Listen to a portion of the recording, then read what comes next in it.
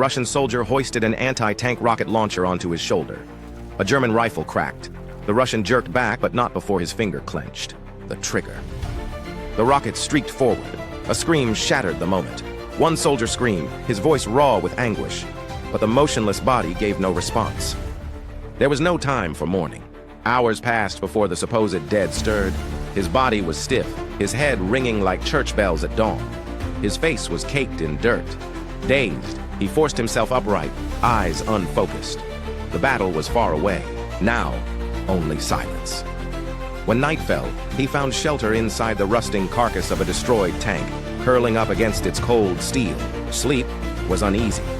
By morning, he wandered deeper into the forest, his body drained of strength. Near a lake, his legs finally failed him, and he collapsed. Through one half-lidded eye, he spotted a wooden house in the distance, barely standing among the trees.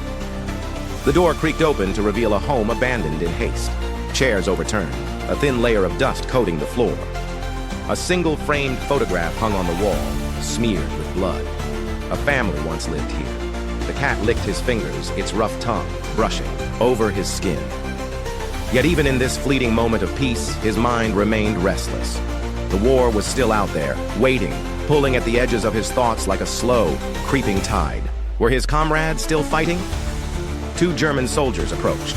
One soldier saw worn boots on his feet. Other came out of cabin with German uniform in hand. Barrels were pointed at his chest. Recognition flickered too late. He turned, gave his name, his rank. It did not matter. They took him away. In captivity, a higher-ranking officer loomed over him, his face unreadable. The verdict was swift. His shoulder marks were stripped from his uniform, and with them his identity. His own, he was no longer a soldier, only a deserter.